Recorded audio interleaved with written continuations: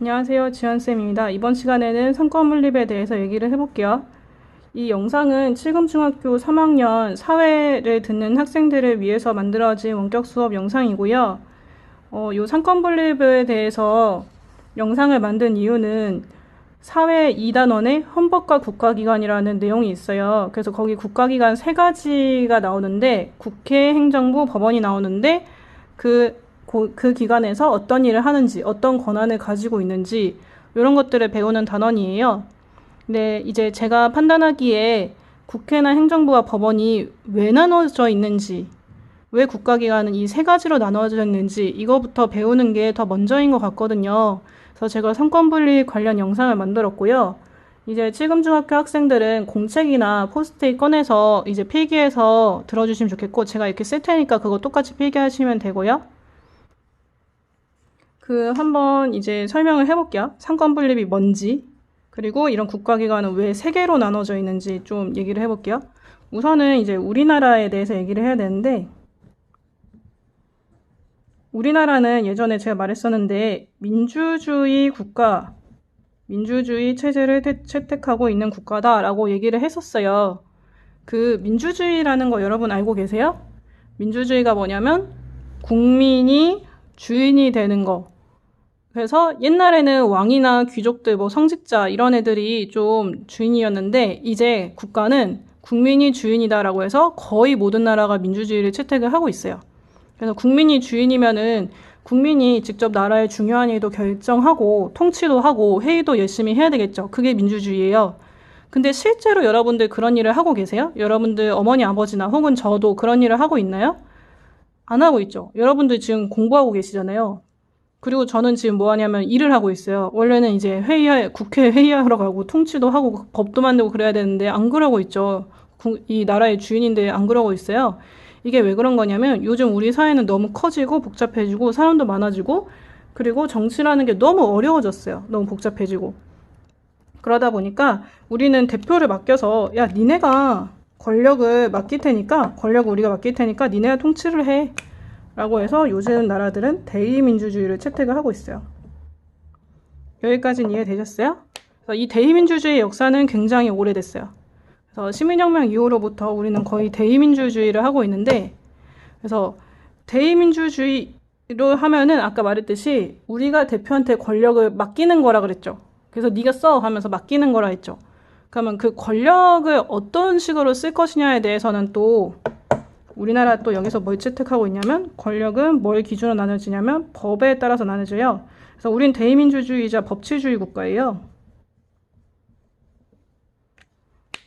그래서 권력을 어떤 식으로 이용할 것이냐는 법에 따라서 통치해야 된다 해서 법치주의까지 채택을 하고 있어요. 그러면은 이제 우리가 각 국가기관들이 어떤 권력을 갖고 있는지 배울 텐데 그 국가기관들이 가진 권력은 법에 대해서 뭘 하느냐에 따라서 좀 나뉘어져 있어요. 그리고 우선은 여기까지 배웠으면 왜 상권 분립을 해야 되는지 얘기를 해줄게요. 우리가 대표한테 권력을 맡길 거죠. 근데 그 대표가 아주 착하고 능력도 좋고 일도 잘하고 되게 국민을 생각하는 정말 착한 대표라고 해도 그래도 권력을 만약에 한 명한테 주거나 한 기관, 한 집단한테 주면 무슨 일이 생길까요? 우리가 역사를 배워서 다 알고 있죠. 권력은 하나로 집중하게 되면은 무조건 부패하게 돼 있어요. 그래서 나쁜 짓을 저지른다거나 엄청난 욕심으로 뭐 권력이나 돈을 막 자기 마음대로 이용을 한다거나 아니면 뭐 전쟁을 일으켜가지고 수많은 사람을 죽게 한다거나 하면서 권력은 집중하면은 국민의 뜻을 안 듣고 부패하게 돼 있어요. 그래서 결국은 국민의 자유와 권리를 침해하게 돼요. 그러다 보니까 우리가 권력은 좀 나눠서 가져야겠다 하면서 권력을 세 개로 나눴어요. 여기까지 정리를 해보면 거의 모든 나라는 대의민주주의 채택해가지고 대표한테 권력을 줬는데 그 권력이 아무리 대표가 잘해도 한 명한테 줘버리면은 권력은 부패하게 돼 있다. 그래서 권력을 세 개로 나눠놨다.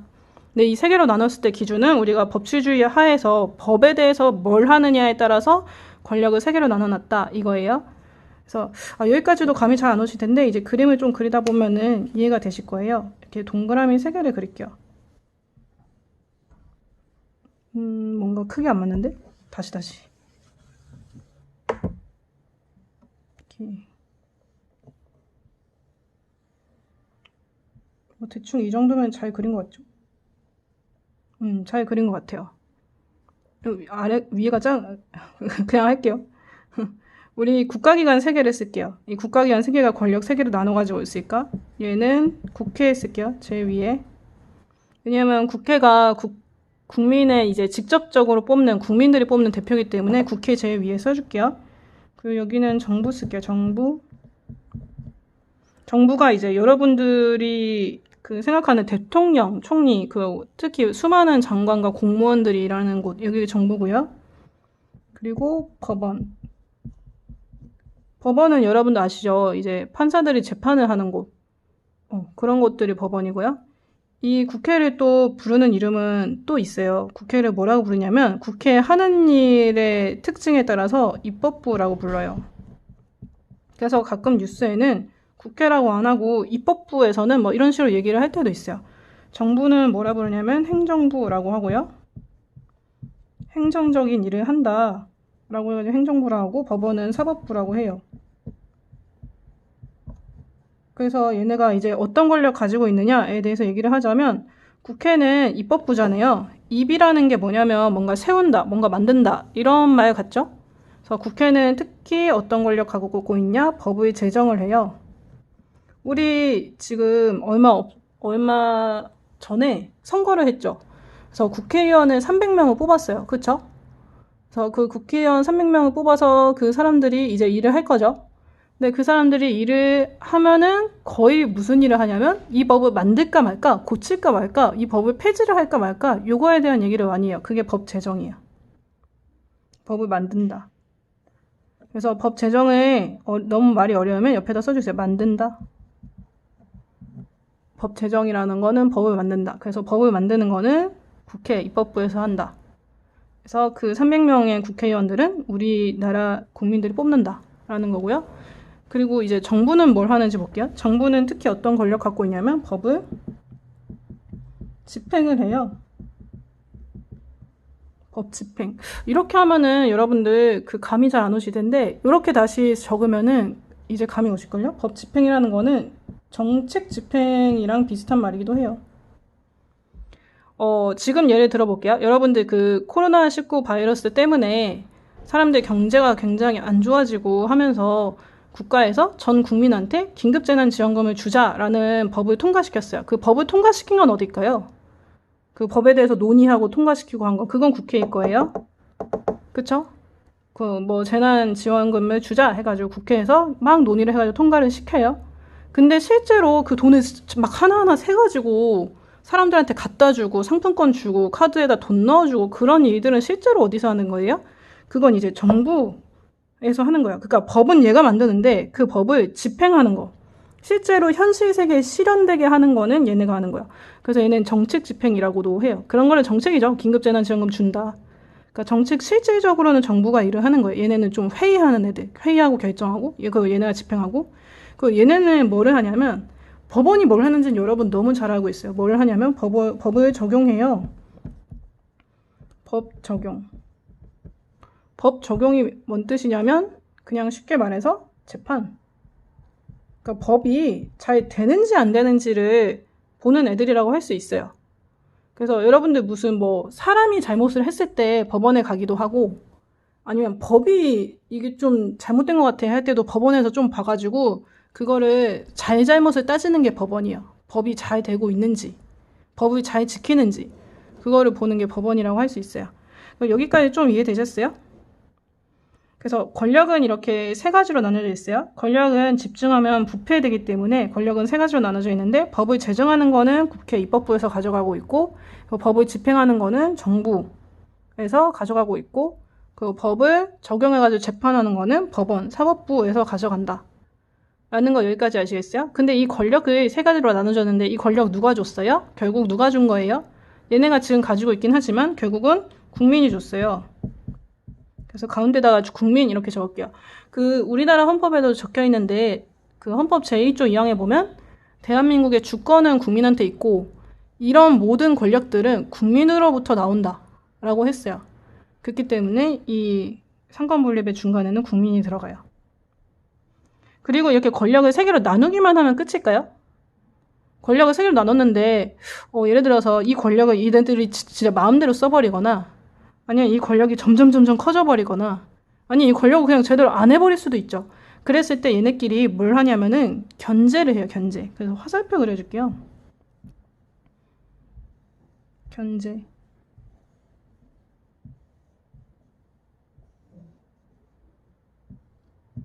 여러분 이 세 가지 국가기관은 서로 너무 친하면 안 돼요. 그러니까 친하면 좋긴 하죠. 친하면 이제 너 이거 법 제정했으니까 너 정책 집행해 하면 알겠어. 그리고 이거 법 적용 잘했는지 봐 하면 얘네끼리 협조를 해서 국가가 잘 굴러가겠죠. 하지만 너무 친해가지고 권력이 막 하나로 뭉칠 것 같다. 이런 거는 우리 상권 분립에 위배되는 거기 때문에 서로 적당히 사이가 안 좋아야 돼요. 그냥 쉽게 말해서 적당히 사이가 안 좋아야 되는데 그 적당히 사이가 안 좋게 말로 하면은 그냥 애매하니까 그 장치들이 있어요. 그거 도와주는 거. 그래서 얘네가 서로 견제를 하게 하는 장치들이 있거든요. 그래서 이 화살표는 견제의 화살표라고 보시면 돼요. 근데 이 견제 수단은 사실 견제 수단을 그냥 가르쳐 줄까? 견제 수단 몇 개 말해 드릴게요. 엄청 자세히 말 안 하고 이제 대표적인 것만 몇 개 말을 하자면 뭐 정부가 국회가 법을 만들 때 야 법 만들지 마. 그 법 만들지 마서 법률안 거부권이라든가 아니면 국회가 정부한테 야 너 이 똑바로 했어? 했어 안 했어? 하면서 물어보는 국정감사권이라든가 아니면은 뭐 너 예산 결산 안 해준다? 너 예산 못 쓰게 한다? 하면서 예산을 만드는 법을 통과 안 해준다는 예산 결산 심의권이라든가 뭐 국정감사도 있고 또 뭐 있더라? 또 되게 중요한 거 하나 있는데 탄핵. 네 일 되게 못하더라. 하고 네 일을 되게 잘못했더라. 그렇게 하면 안 되는 건데 하면서 국회가 정부를 탄핵시킬 수도 있고요. 그리고 뭐 국회가 법원 예를 들면은 뭐 대법원장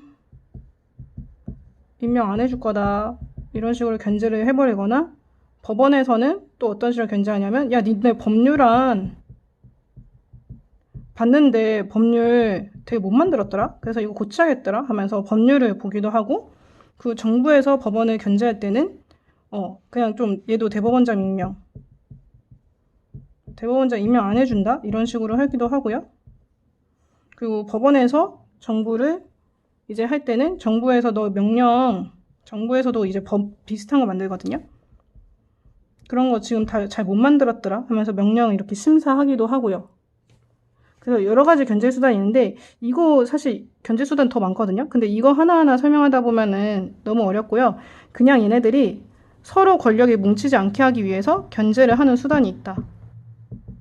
그리고 얘네들은 너무 친하면 안 된다. 라는 거 알아두시면 돼요. 그래서 이 상권 분립에 대해서 알아봤는데 그래서 여러분들 국가기관이 왜 세 개로 나눠지는지 이제 좀 알 것 같죠? 그래서 이런 거를 통틀어서 견제와 균형의 원리라고 부르기도 하고요. 권력은 집중하면 안 되고 서로 견제하고 그리고 서로 어느 정도 비슷한 양을 가지고 있어야 된다라는 균형의 원리라고도 하고 그리고 요거의 목적은 우리 권력이 집중하면 부패가지고 나쁜 짓을 저질러서 국민들이 결국 자유와 권리를 침해당한다 그랬죠? 국민의 자유와 권리를 보호하기 위한 거다. 라고 알아두시면 되겠어요. 그리고 좀 이제 어려운 얘기도 하자면 요즘에는 이 세 개 중에 무슨 역할이 제일 커지고 있게요? 국회, 정부, 법원 중에. 요즘에는 정부 역할이 점점 커지고 있어요. 이렇게 정부가 점점 커지고 있어. 이유는 뭐일 것 같아요? 여러분 요즘에 또 코로나19 사태가 되면서 사람들이 국회한테 해결해달라고 하는 사람들이 많아요? 아니면 정부나 대통령한테 해결해달라고 하는 사람이 많아요? 그 사람들이 좀 이런 정책 같은 거를 실제로 집행하는 정부한테 좀 더 기대를 거는 경우가 많아요. 그럼 정부가 실제로 일을 되게 많이 하게 되겠죠. 국민들이 원하니까. 그러다 보면 일을 많이 하게 되면 결국 얘네의 권력도 커지는 거예요. 그래서 요즘 같은 복지국가에서는 정부의 권한이 점점 커져요. 그래서 뭐 여기까지는 좀 안 적으셔도 되고 그래서 요즘 복지국가에서는 이제 정부의 권한이 좀 커지고 있다. 그래서 정리를 할게요. 권력은 이제 국민한테 나오는 건데 이거는 이제 우리가 쓰기가 어려워가지고 대표한테 맡겨놨고 근데 대표한테 일을 아무리 잘하고 착한 대표라고 해도 하나한테 맡기면 권력은 부패한다. 그래서 권력을 세 가지로 나눠놨다. 근데 이 세 가지로 나눈 기준은 법에 대해서 뭘 할 수 있는 권한에 따라서 나눠놨는데 법을 만드는 건 국회고 법을 집행하는 건 정부고 법을 적용하는 거는 법원이다. 그래서 얘는 셋은 너무 친하면 된다, 안 된다? 너무 친하면 안 된다. 그래서 서로 적절하게 견제를 하고 그리고 힘의 균형을 맞춰야 된다. 그래야만 국민의 자유와 권리가 보호된다. 라는 거예요. 그래서 여기까지만 알아두시면 중학교 수준에서 엄청 잘 아는 거라고 할 수 있겠어요. 네, 수고하셨습니다.